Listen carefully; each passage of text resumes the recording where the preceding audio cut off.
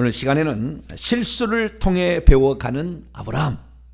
지난주 금요일 날 설교만 하면 아브라함이 섭섭할 텐데 오늘 섭섭한 것을 만회해서 천국에서 흡족해 하시지 않겠나 생각이 듭니다. 실수를 통해 배워가는 아브라함이란 제목으로 함께 말씀의 은혜를 나누기를 원합니다. 오늘도 거룩한 주일을 맞아 주님을 예배드리는 여러분들을 사랑하고 축복합니다. 온라인으로 또 함께 예배드리는 많은 지역에 흩어져 있는 영혼들에게도 하나님의 특별한 은총이 함께하길 바라고, 믿음의 놀라운 전파의 능력이 강력하게 쇠지어서 흩어져 있고 멀리 떨어져 있는 그들에게도 하나님의 치료의 은총과 그리고 놀라운 생명의 은혜가 가득하게 되기를 간절히 바랍니다. 오늘은 실수에 관한 그 만회의 방법에 관하여 말씀을 나누고자 합니다. 사람은 누구나 실수할 수가 있습니다. 육신을 가진 사람치고 예수님 이외에 그 어떤 사람도 완전한 사람은 하나도 없습니다. 우리가 잘 알다시피 600년을 하나님과 동행했던 노아도 결국에 실수하고 넘어지고 말았다는 사실을 우리는 들었습니다.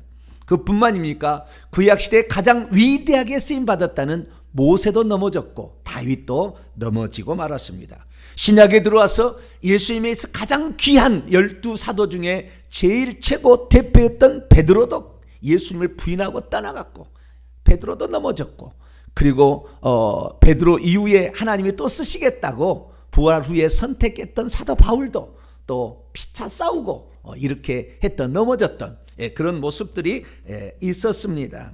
문제는 무엇이냐? 실수가 문제가 아니고요, 우리는 넘어질 수 있습니다.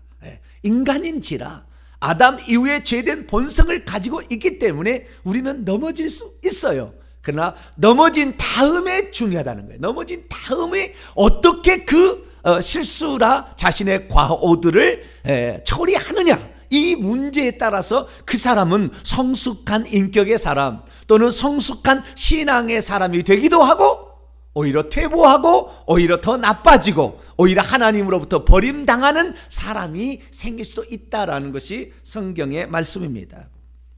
실수로부터 배우지 못한 사람, 이 사람은 결국에 주님으로부터 멀어져 갈 것이고, 실수로부터 배울 수 있는 사람은 다시 주님 앞에 더 가까이 나갈 수가 있는 것이죠.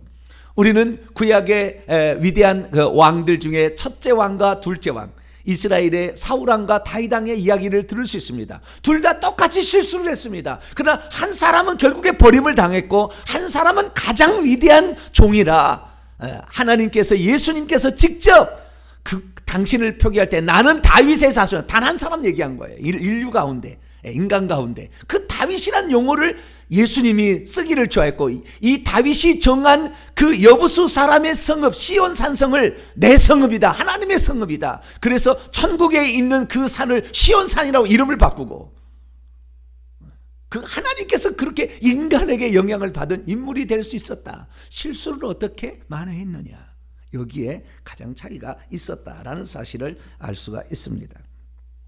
오늘 우리가 나누게 될 이 말씀 가운데 아브라함은 실수 후에 바로 그 일들이 기록이 되어 있습니다.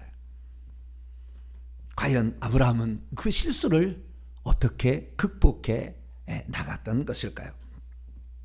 그는 자신의 그 실수로 인하여 쓰라린 공부를 했습니다. 남자로서, 저도 남자지만 참 자존심 상하는 비굴한 자신의 모습 때문에 얼마나 자기의 가슴을 멍들게 쳤을까 생각해 볼 수 있습니다. 하나님의 절대적인 개입이 없었다면 그는 거기서 통곡에 눈물을 흘리다가 아마 인생을 끝날 수도 있었을 텐데, 하나님이 처음에 그를 불러낼 때 너를 건드는 자를 내가 가만두지 않겠다라는 약속을 했기 때문에 하나님께서 어떻게 해볼 수 없는 그런 상황에 빠져있던 아브라함에게 용기를 내라 하시면서 결국에 그 애굽에 큰 재앙을 내림으로 결국에 다시 가나안 땅으로 아무런 해외 없이 돌아오게 만들어 주셨습니다. 그렇다면 실수한 후에 다시 가나안 땅으로 돌아왔던 아브라함은 가나안 땅에 들어와서 무엇을 했을까요?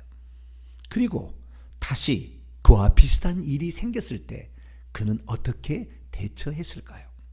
오늘 본문 말씀은 바로 그것을 우리에게 말해주고 있습니다. 오늘 본 말씀은 아브라함이 실수한 후에 처음에 그가 하나님을 만났던, 그래서 그 하나님께 기도드렸던 그 제단을 찾아 갔다는 것이고요.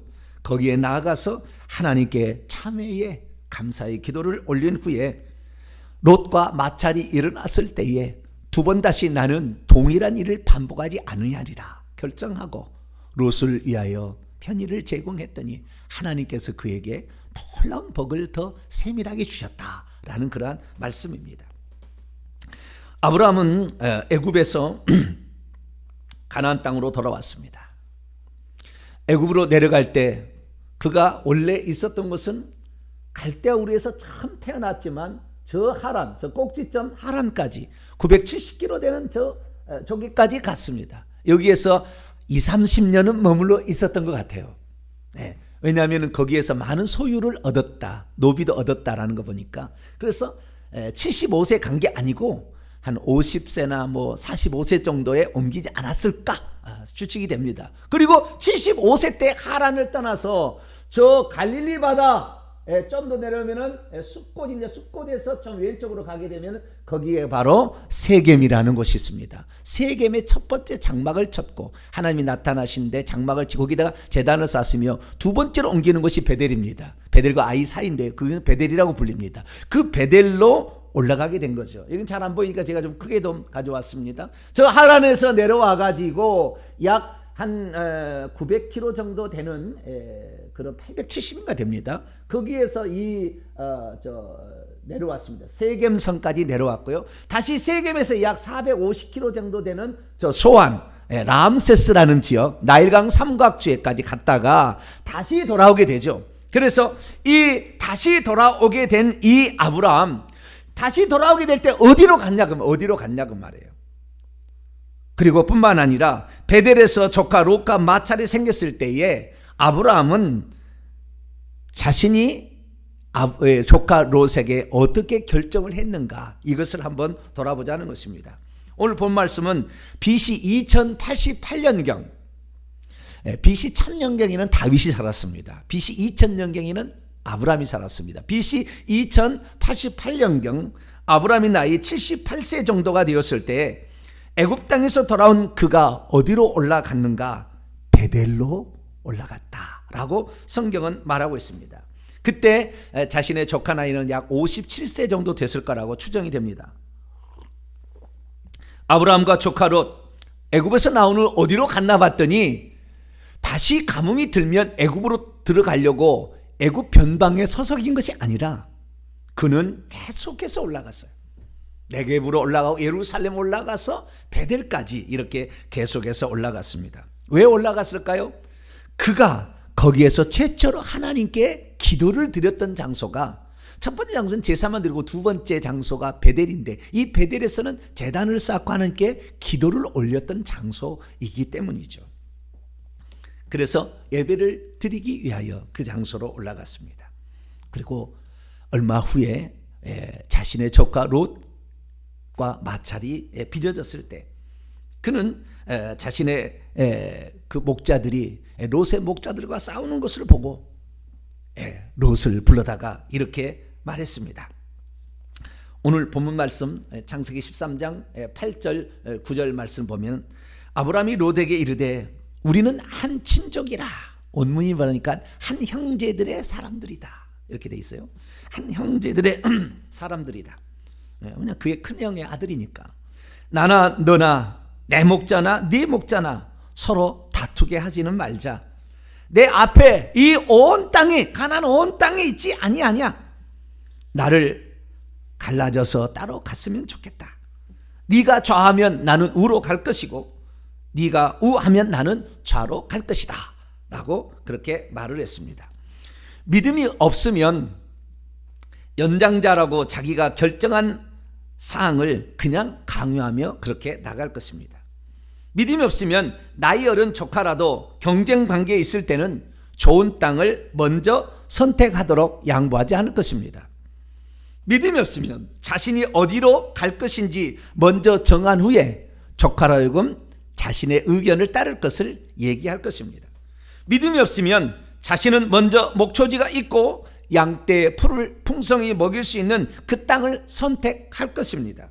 믿음이 없으면 명령할 것이지 결코 상의하지 않을 것입니다. 믿음이 없으면 자신이 가진 우선권을 먼저 사용할 것입니다. 믿음이 없으면 양보와 희생의 순간에 자기를 희생하지 않을 것입니다. 비굴하게 도망치든지 비굴한 방법을 쓸 것입니다. 믿음이 없으면 아무리 조카라지만 인정사정 봐주지 않을 것입니다. 믿음이 없으면 자기에게 명령할 권한이 있다는 것을 알 때는 독단적으로 결정하고 행할 것입니다. 그럼에도 불구하고 아브라함은 믿음으로 자기가 결정해 놓은 사항을 통보하는 방식으로 조카 롯에게 말하지 아니하고 조카 롯이 먼저 자유롭게 선택하도록 양보의 미덕을 펼쳤습니다. 그렇다면 대체 아브라함은 어떻게 되어서 이렇게 후하고 넉넉한 마음을 얻을 수 있었을까요? 이전에 애굽의 땅에 들어갔을 때에는 자기 목숨 부지하려고 자기 마누라마저 모른 채 자기 누이 동생이라고 이렇게 하면서 자기 마누라 뺏어가서 바로 왕이 답례품으로 갖다 준 걸 그 받고 있는 그 모습은 어디로 가서 이제는 완전히 새로운 사람이 되어 있었을까요? 그는 실수를 통해서 많은 깨달음이 있었다는 거죠. 그는 실수를 통해서 많이 배운 것이 있었다는 것이죠. 그러면 그는 실수를 통해서 무엇을 배울 수 있었을까요? 우리는 실수 다음에 그가 하는 행동들을 성경의 기록을 통하여 확인해 볼 수가 있습니다. 자, 그러면 그가 실수한 후에 다시 하나님의 강권적인 개입으로 원상복귀됐을 때 어떻게 했을까요? 그가 다시 원상복귀했을 때 맨 처음에 한 일은 그가 하나님께 기도드린 장소를 향하여 찾아갔다는 것입니다. 아브라함은 차마 과거의 일을 다시 얘기할 때 얼마나 부끄러운지 아마 천국에서 이런 얘기하면 막 이럴 거예요.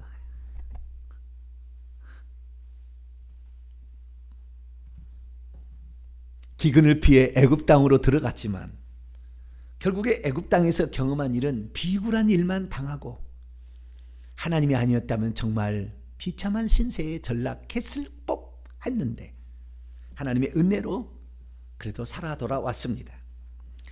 자기의 목숨을 부지하기 위해서 자기 아내를 누이 동생이라고 속여서 그렇게 조금 있다가 오려고 했는데 백옥생이죠.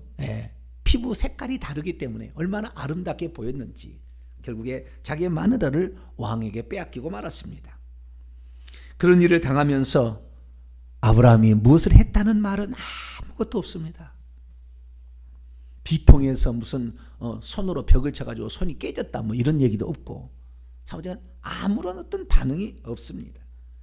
결혼 답례품으로 양떼와 소떼, 남종과 여종, 암소나귀, 낙타들을 주었더니 받았다. 그런 일꾼이 있어요. 아브라함은 그걸 받으면서 얼마나 손이 부끄러웠을까요? 사랑하는 아내, 하나밖에 없는 아내, 그 아내를 빼앗기면서 소떼와 양떼를 받은들 기뻐하겠으며 노비와 그리고 암소나귀와 낙타를 받은들 그것이 그에게 기쁨이 되었겠습니까? 그는 애굽으로 내려간 것을 후회하고 또 후회했을 것입니다. 자기 마누라를 빼앗기면서 차마 입에 물이 넘어가지 않았을 것입니다. 정말 죽고 싶은 마음 간절했을 것입니다. 그런데 하나님께서 그날 밤 역사를 하셨습니다. 아브라함을 손대는 자는 가만두지 않겠다는 하나님의 약속이 있었기 때문에 그 바로와 그 집에 성경이 말하는 바로와 그 집에 재앙을 내렸습니다. 아마 충격적인 재앙 같아. 끔찍한 일들이 막 일어났던 것 같아요. 막 사람이 가다가 푹 넘어져서 피를 흘리거나 뭐 좌우지간 엄청난 일이 일어날 것 같아요. 바로 왕은 금방 알았기 때문에 이 일이 왜 일어났을까? 빨리 그 술사들한테 물어봤을 것이고 좌우지간 막 물어봤을 거예요. 그랬더니 일어난 일은 어떤 여자를 결혼하려고 지금 준비하고 있다. 뭐 이거 이외에 차이가 없는 거예요. 이전에 아무 차이가 없었는데 꼬일 있다는 거죠. 당장 아브라함을 부릅니다. 이 여자가 누구냐 이제. 결국에 이 시를 짓고 말았고 결국에 그 사실을 들었던 이 바로는 너 때문에 우리 집안이 다 죽게 생겼다. 꼭 출애굽 때의 바로 왕이 한 얘기가 똑같은 얘기예요. 너 때문에 우리 나라가 다 망하게 되겠다. 똑같은 얘기잖아요. 너 때문에 우리 집안이 다 죽게 생겼으니 빨리 나가다오 라고. 너 손 안 댈 테니까 빨리 나가다오, 이렇게 얘기를 했습니다. 그는 자신이 그 여인을 취하는 것이 자신의 신이 허락하지 않는다는 걸 아마 알았을 것이고 자초지종을 물은 후에 고이 보내준 것입니다. 결국에 아브라함은 애굽에 들어가서 소떼, 양떼, 낙타, 노비, 그리고 나귀들을 데리고 결국에 그 땅을 빠져나올 수가 있었습니다. 근데 그때 가나안 땅에 온 아브라함이 어떻게 했느냐가 중요한 건데, 그때 그는 자기가 처음 하나님께 기도드린 장소로 이동을 했다는 것입니다. 그는 그 양떼들을 이끌고 그 북쪽으로 올라갔습니다. 그곳은 자기가 첫 번째로 하나님께 제사를 드리며 기도했던 바로 그 장소입니다. 몇 년이 흘렀기 때문에 아마 자기가 쌓아둔 그 제단은 돌도 좀 허물어져 있었을 것이고 풀도 잡초가 무성하게 나 있었을 것입니다. 그래서 그는 잡초들을 제거하며 옛날에 자기가 쌓아두었던 허물어졌던 돌들도 거기에 다시 올리고 거기에 양과 또는 소를 잡아서 하나님께 제사를 드리며 기도를 드립니다. 어떤 기도를 드렸습니까? 하나님, 제가 아내에게 몹쓸 짓을 했습니다.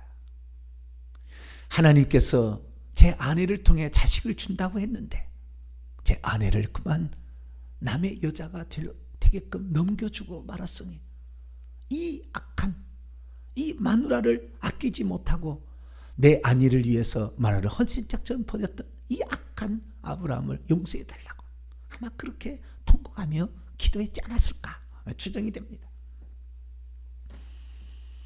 자기의 목숨에 부지하겠다고 마누라를 팔아먹는 그 자신이 얼마나 하나님께 부끄러웠을까. 그래서 그때 아마 그 장소에서 다짐했을 것입니다. 하나님, 내게 두 번 다시 이런 일이 생긴다면 내 목숨을 걸고 내가 지키겠습니다. 아마 그런 다짐을 그 장소에 했을 것입니다. 그리고 그 회개하면서 하나님께 감사의 기도도 올렸겠죠.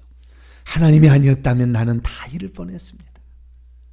복이라는 것이 물질이 아니고 약속의 자손을 얻는 것이 이것이 복인데 나를 통해 그 하나님의 씨가 장차 구원할 약속의 여자의 후손이 태어나는 것이 복인데 그걸 완전히 잃을 뻔했는데 주님의 도우심으로 만화를 되찾아 다시 오게 되었으니 하나님만이 살아계신 분이고 하나님만이 나의 복이라는 것을 다시 고백합니다 라는 기도를 드렸을 것입니다.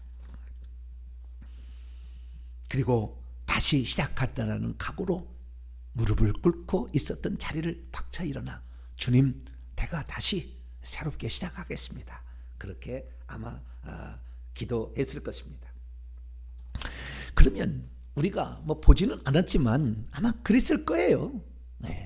그런데 과연 사람이 말이죠. 어떤 그 상황에서는 그렇게 결정을 합니다만은 작심 며칠이에요?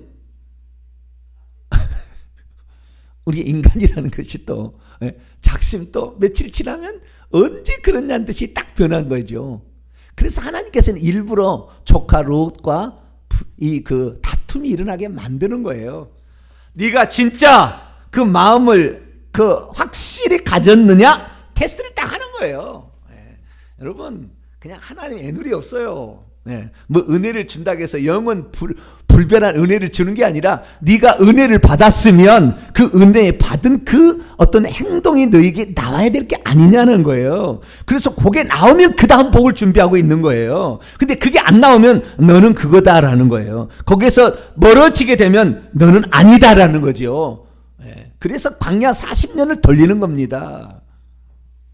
다 구원하는 게 아니라 그 말이에요. 부른다고 해서 예수 믿다 해서 다 구원받는 게 아니라 그 말이죠. 내가 너를 구원해 준 그 은혜, 말할 수 없는 그 은혜, 네 능력으로 절대 행할 수 없는 그 은혜를 받았는데 그 은혜 다음에 네가 나에게 아니 네의 삶에 어떻게 행하느냐 나는 그걸 보겠다라는 거잖아요.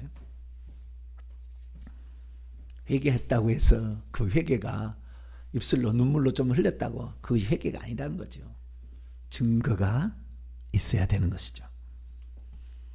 결국에 롯의 목자와 아브라함의 목자가 싸우게 됩니다.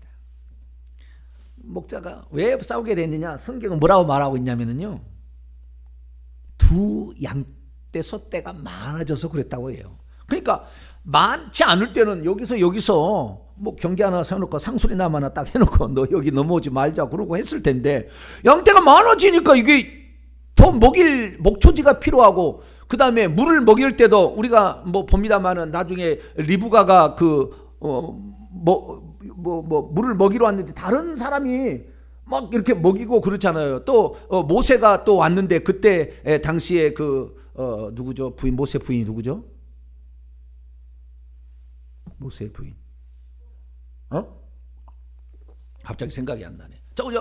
모세 부인이 거기 물 먹이고 있을 때 다른 양떼 한 사람 막 먹이려고 하니까 그때 도와주잖아요. 그래가지고 자기 장인을 찾아가서 결국에 그 사람이 마음에 들어가지고 자기 사이로 삼는 그런 일이 있잖아요. 그러니까 이 물을 먹이려면은 순서를 기다려야 되는 거예요. 근데 네가 먼저 하자, 내가 먼저 하자 막 이렇게 하니까 싸울 수밖에 없었겠죠. 뿐만 아니라 성경은 두 양떼가 많아졌을 뿐만 아니라 그 땅에 가나안 족속과 브리스 족속도 살고 있었다. 그 땅에 다른 족속도 양떼를 먹일 사람이 필요했기 때문에 그 둘이 같이 살기에는 어려운 형편이 되었다라고 말합니다. 근데 참 성경은 원문을 보면 재밌게 표현이 되어 있어요. 6절 말씀 보면 그 땅이 그들과 함께 살기에 견디지 못하게 되었다. 견디지 못하게. 그러니까 한계 상황에 직면했다. 막 이렇게 표현이 되어 있는 거예요. 왜냐하면 그들의 재산이, 그들의 소유가 많아서 양떼도 있을 뿐만 아니라 소떼도 있을 것이고 나귀떼도 있을 것이고 사람도 있을 것이고. 오늘 이제 오후 창립 예배는 요 다음 부분인데, 요 다음 부분 되게 재밌는 이야기가 나와요. 오늘 오후 창립 예배 나오는데 요 다음 얘기 보게 되면요, 적어도 아브라함의 집에 1000명의 사람이 살았어요. 나중에 다 얘기하겠습니다. 1000명의 사람이 산 거예요.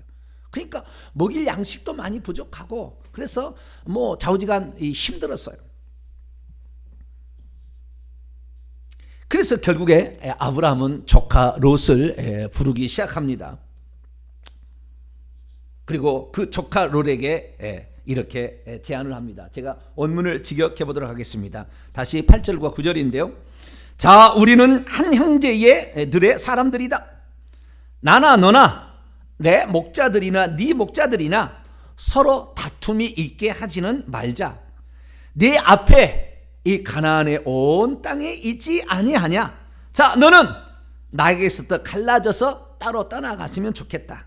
만일 네가 왼쪽으로 간다면 나는 오른쪽을 선택할 것이고, 네가 오른쪽이라면 나는 왼쪽을 선택할 것이다 라고 그에게 말했습니다. 아브라함은 조카 롯에게 먼저 자신이 거주할 장소를 선택하라고 제안을 합니다.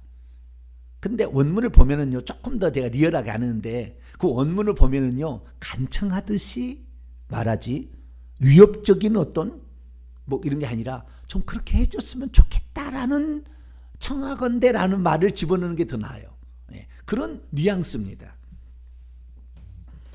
사실 아브라함에게는 연장자로서 거주지 선택에 관한 우선권을 가지고 있고, 연장자가 그리고 집안의 가문의 대표라고 한다면 가문의 대표가 결정하는 것이 그 부족의 전통 상례입니다.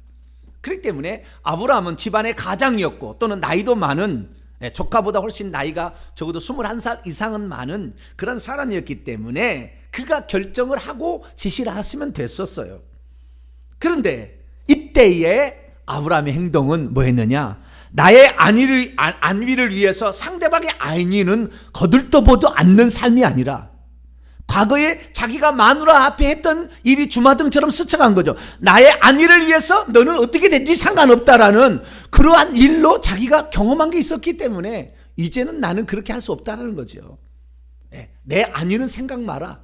너만 잘 될 수 있다고 한다면 나의 책임에 들어오는 한 내가 너를 위해서 해줄 수 있는 것은 최선의 것을 해주겠다라고 그렇게 결정한 것입니다. 그는 과거 자기 마누라의 경험을 통하여 쓰라리 눈물을 훔쳤던 것을 그는 기억하고 있었고, 두 번 다시 실수를 반복하지 않을 거라는 결정을 했다는 사실을 여기에서 알 수가 있는 것이죠. 그는 이제 내게 한 번이라도 붙여준 사람이 있다고 한다면 단 한 사람도 그 사람을 뺏어갈 일이 없도록 나는 지키겠다라는 그런 각오가 거기에 있었고, 그 사람을 위하여, 그 사람의 안위를 위하여 나는 모든 것을 헌신하겠다라는 그런 마음이 그에게 있었던 것이죠. 조카는 밖에 나가서 베델이 상당히 높습니다. 다른 때보다 높아요. 그래서 그 베델에 올라가서 쫙 바라보니까 저 멀리 요단강에, 저 멀리 요단강에 그 햇빛에 그렇게 요단강에 보이면서, 요단강 주변에만 이 그 풀이 있습니다. 식물이, 나무가 있어요. 나중에 가보세요. 별로 목초지대밖에 없는데 그 나무가 거기 있어요. 쭉 보니까 저 요단강을 따라서 내려가면은 나의 목초지의 문제는 문제였겠다. 여호와의 동산 같고 막 그랬다 이게. 그래서 거기를 선택하겠다고 결국에 말을 합니다. 조금 괘씸, 조금 그렇죠. 조금 그런 게 있어요. 그런데 아브라함은 그렇게 해라라고 넉넉한 마음으로 허락을 해주는 거예요. 대체 아브라함은 왜 그런 갑자기 어디서 그렇게 넉넉하고 후덕한 마음이 거기에서 나와 있었던 것일까요? 저는 생각해 봅니다. 애굽에 들어갔을 때 마누라를 지킬 수 있는 것은 하나님이 지켜주신다. 그 딱 한 거예요. 목초지는 하나님이 주신다. 비가 안 오면 하나님이 비 내리면 되는 것이지 기근이 있다고 피해가는 것이 아니구나. 우리 하나님께 기도하면 하나님이 비 내려주면 기근이 없어지는 것이지, 내가 기근 들었다고 내 땅을 피하고 엄한 데 가서 결국에 고생만 하고 이럴 필요는 없다. 내게 하나님이 계시고 이 제단 아래서 하나님께 기도하면 하나님이 내 기도를 들으시지. 그렇기 때문에 조카야, 네 원하는 대로, 네가 하고 싶은 대로 너는 해라. 할렐루야. 벌써 하나님에 대한 믿음이 말이죠. 한 번 실수를 따가니까 여러분 실수한 만큼 성숙해지는가 봐요. 근데 꼭 그런 건 아니에요. 다 사울왕 보니까 그런 건 아니지만 자우지가 그걸 통해서 한참 많이 생각을 한 거예요. 생각을 한 거야. 진실로 회개를 한 거죠. 그래서 자기가 푸른 초장 따라서 거기 가면 잘 살 줄 알고 애굽의 소한 뜰을 선택했지만 얻은 것은 비참한 자신의 신세뿐이었다는 것을 알게 되고, 하나님이 개입하니까 딱 하나님이 그를 사로잡으니까 모든 것은 원상복귀, 어떤 것도 뺏기지 아니하고 오히려 은근폐물 다 얻어가지고 나올 수밖에 없는, 그래서 하나님이 목초지고 하나님이 물이고 하나님이 양떼고 하나님이 자기의 가족이다, 이런 생각을 했던 것이죠. 결국에 이 적가 롯을 떠나버리는 그의 마음은 흐뭇했습니다. 주님, 저요 이제 다른 거 안 바라볼 거예요. 푸른 초장에 있는 그것이 중요한 것이 아니라 주님을 놓쳐버리고 주의 약속을 잊어버리고 떠난 것이 가장 문제였으니 나는 이제 그렇게 살지 않을 겁니다. 할렐루야. 그렇게 결정을 했다는 것이죠. 하나님은 그래서요, 그가 그렇게 결정하는 것을 보고 얼마나 하나님이 기뻐했는지 하나님도 다 보고 있잖아요. 즉시 하나님이 나타납니다. 나타나가지고 그 아브라함에게 축복의 말을 들려줘요. 축복의 말을 들려줘.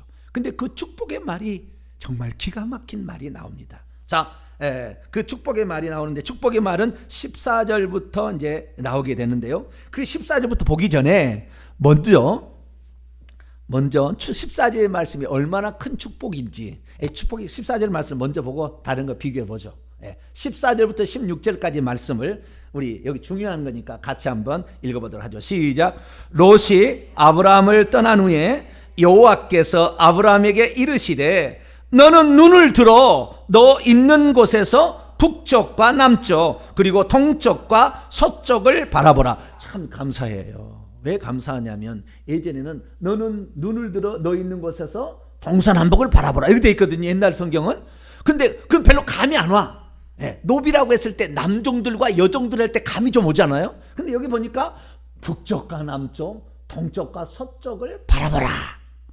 참 실감이 나요. 계속 15절 시작. 내가 보고 있는 모든 땅을 내가 너와 내 자손 씨에게 주리니 영원히 이르리라. 그리고 내가 내 자손 씨가 땅에 티끌 같게 하리니 사람이 땅에 티끌을 능히 셀 수 있다면 네 자손도 셀 수 있을 것이다. 이건 셀 수 없다는 말이 셀 수 있다는 말이에요. 반어법이죠. 셀 수 없으니 네 자손도 그렇게 많아진다라는 그런 약속이죠. 여기에 이 약속은 아주 구체적으로 또 선명하게 지금 다가오고 있습니다. 그런데 하나님께서 처음부터 이런 복을 주지 않는다는 거예요. 왜? 아직 그 분량이 안 됐고 믿음이 그 정도 안 되면 주어도 흘려버리기 때문에 안 주는 거예요. 여러분은 말씀을 들으면서 늘 믿음의 분량이 성장해 가기를 축원합니다. 성장해야 이 말씀을 주는 거예요. 오늘 이 전 세계에 제가 이 설교 방송을 해도 이 설교 방송을 다 들을 수 있는 게 아닙니다. 들려지는 사람이 있는 것이고 이것이 생명처럼 여겨지는 사람이 있는 것이고 그러지 않고는 한 사람도 있어요. 이것은 분량이 다르는 것입니다. 그러면은 자, 그 전에 말씀을 한번 볼까요? 그 전에 말씀. 그 전에는 어떻게 했느냐? 이 말씀에 비하면 선명하지 않아요. 두리뭉실합니다. 두리뭉실한 것뿐만 아니라 또 뭐냐? 구체적이지도 않아요. 자, 보세요. 맨 처음에 12장 1절에 하나님께서 처음 약속한 말이고 그 다음에 12장 7절에 두 번째로 약속한 말이 나와요. 비교를 한번 해보겠습니다. 첫 번째를 보게 되면 아브라함의 처음에 하는 얘기는 너는 너의 고향과 친척과 아버지의 집을 빠져나와라. 이 문문은 빠져나와라. 내가 내게 지시할 땅으로 그리고 가라. 어딘지는 몰라. 근데 지금 저주를 빨리 빠져나와야 돼. 그래서 빠져나와라. 그리고 내가 내게 지시할 땅이 어딘지는 몰라. 그렇지만 그 땅으로 가라. 그 땅이 어딘지 몰라. 그런데 두 번째 주신 말씀을 보세요. 여호와께서 아브라함에 나타나 이르시되 내가 이 땅을 어디를? this land 이 땅을 네 자손 네 씨에게 주리라. 이제는 어디가 그 땅이 어딘지를 처음에는 몰랐으나 그 땅이 여기다 라는 말씀을 해줬어요. 두 번째는 그것을 땅으로 가라고 그랬지 그 땅을 준다고 그랬지 않았잖아요. 첫 번째는 그 땅을 준다는 말이 없다니까요. 그냥 저주로부터 빠져나오는 게 지금 중요한 거예요. 그 애가 저주로부터 벗어나게 했만 봐도 엄청난 거지. 그러니까 그게 중요한데 마음에 들게 행동을 한다고 말이에요. 하나님 말씀을 따라간다고 말이죠. 그러니까 하나님께서 이 땅 줄 거야 준다는 말도 엄청난데 그것을 너의 씨에게 지금 자식을 못 낳는 저주 가운데 빠져 있었잖아요. 근데 너의 씨에게 준다. 저주 벗겨준다는 말이 확실하게 이제는 들은 것이고 자식 못 낳는 자기가 자식을 낳을 거라는 확실한 얘기가 들은 거잖아요. 이것만도 엄청나. 그런데 세 번째 뭐라고 했다고요? 세 번째는 뭐라고 하냐면은 땅에 대한 구체적인 범위를 정해줍니다. 네 눈으로 바라볼 수 있는 모든 곳 베델 상당히 높은 땅에서 지의 눈으로 바라보는 동서남북의 모든 땅을 다 주겠다. 이 땅이 어디만큼인지 이 땅이 뭐요? 이 땅이 이 남강정 동탄에 있는 화성시에 이 남강장만 준다고 했는지 이 땅이요. 아니 화성시 전체를 준다고 했는데 경기도를 준다고 그랬는지 남한을 준다고 북한까지 준다고 그랬는지 전 세계를 알 수가 없잖아. 이 땅이 이 땅이 다 이 땅이 그 땅이지 뭐. 그런데 이 땅의 범위가 이제 들어옵니다. 왜? 내가 눈으로 보고 발로 밟고 다니는 땅은 다 준다 이거죠. 할렐루야. 엄청 구체적으로 이제 그러니까 아마 이 얘기 듣고 밤새도록 걸어 다니는지 몰라요. 주님 이 땅이죠? 이 땅. 밤새 걸어 다니는지 몰라요. 자, 어디가 그 보이는 땅을 주겠다. 다 이렇게 약속을 합니다. 두 번째, 네가 보고 있는 모든 땅을 너에게도 준다는 얘기를 합니다. 그 뒤에는 뭐예요? 너의 씨에게 준다고 했잖아요. 처음에는 준다고도 안 했고 두 번째는 너의 씨에게 준다고 그랬는데 이번은 너와 너의 씨에게. 그래서 그 땅의 일부를 차지하게 되는 그 막벨라굴을 차지하게 되는 것이 이 말의 근거를 통해서 됩니다. 그러니까요 하나님의 약속을 해줘도요 분량이 안 되면 못 차지합니다.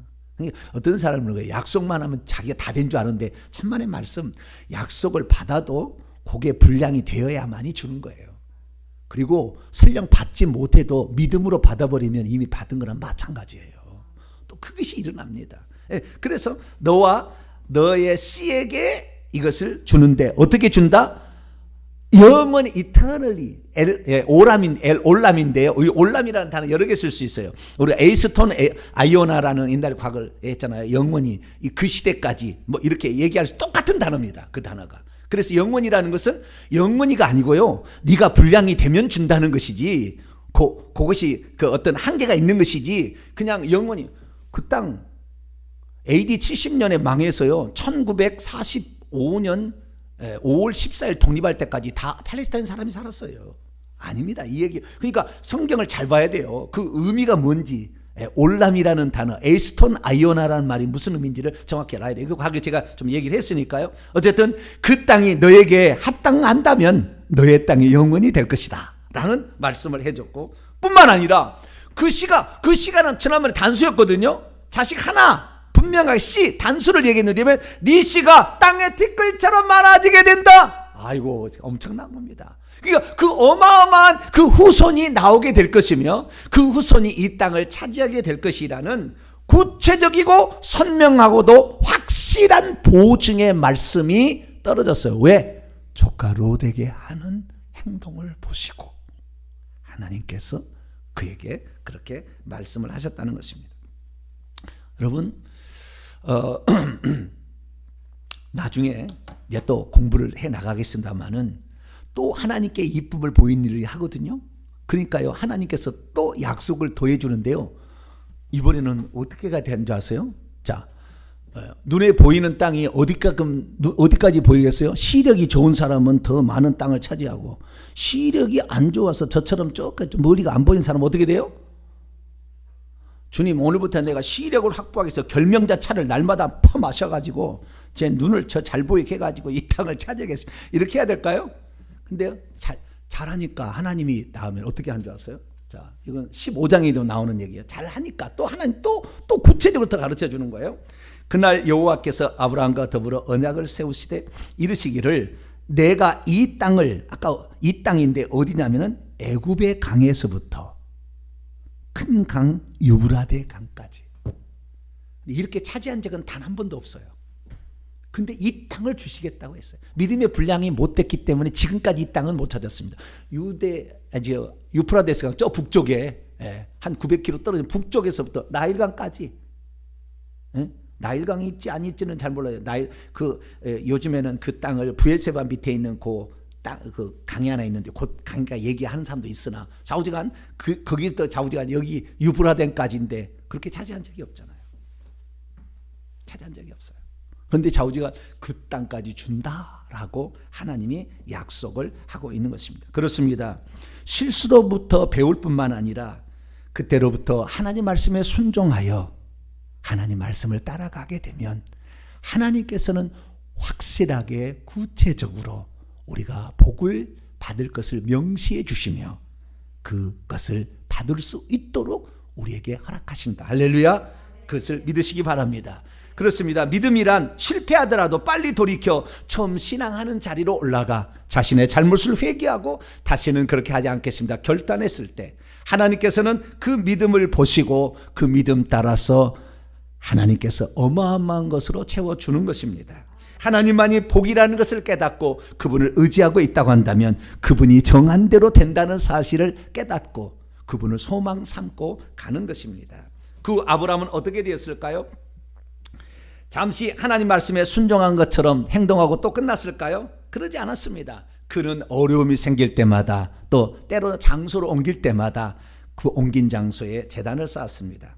이 베델에서 다음 장소는 헤브론을 옮기게 되는데요. 헤브론의 장막을 옮길 때 여호와를 위하여 제단을 쌓았더라. 여기가 하나님이 나와 함께 하시는 그 장소가 되기를 원합니다. 라고 그렇게 아브라함은 그 제단을 쌓고 또 기도를 드린 것이죠. 그래서 아브라함은 그때부터 가는 곳마다 제단을 쌓고 먼저 하나님께 기도를 드리며 자기에게 한번 맡겨진 사람들에 대해서는 끝까지 책임을 지려는 그 마음을 그때 굳히게 됩니다. 오늘 오후에도 살펴보겠지만 이제 오늘 오후에는 그 다음 장면인데 조카 롯이 나중에 저 밑으로 내려가다가 소돔과 고모라성, 소돔성에 있다가 나중에 잡혀갑니다. 저 북방의 4개 연합군에 의해서 잡혀갑니다. 그러자 그 조카가 잡혀갔다는 소식을 듣자마자 자기 집에 있는 하인들과 동료들을 데리고 가서 끝까지 추적해서 롯과 그의 모든 것을 빼앗은 것을 다시 빼앗긴 것을 도로 찾아서 원상복귀 시켜놓는, 끝까지 책임지는 그 모습. 그러니까 한 번으로 끝난 게 아니에요. 내가 한 번 그렇게 하리라. 여러분, 여러분에도 그런 마음이 있게 되길 축원합니다. 내가 과거에 이렇게 살아서 잘못해서 하나님께 얼굴 볼 면목이 없었는데 내가 이렇게 살기라 결정했으면 그것을 초지일관 밀고 나가야지. 한 번 하고 그 다음부터 도루묵되면 안 된다 그 말이에요. 하나님은 다 보고 있다 그 말이에요. 그 보고 하나님께서는 아까 어디까지 그 약속, 요 뒤에 바로 약속이 14장에 지금 그 사건, 롯을 구출한 사건이 15장에 가니까 또 이런 사건이 있는 거예요. 그래서 우리가 오늘도 말씀을 듣는 것으로 끝나는 것이 아니라 우리가 들은 말씀을 삶에 옮길 수 있는 복된 성도가 되길 축원합니다. 그것이 이 일로 말미암아 결국은 어떻게 되냐면요, 이 남방에 있는 소돔, 고모라, 아드마, 스보임, 소아레 5 왕이 이 북방의 왕에서 완전히 초토화가 됩니다. 그래서 롯이 끌려가는 거예요.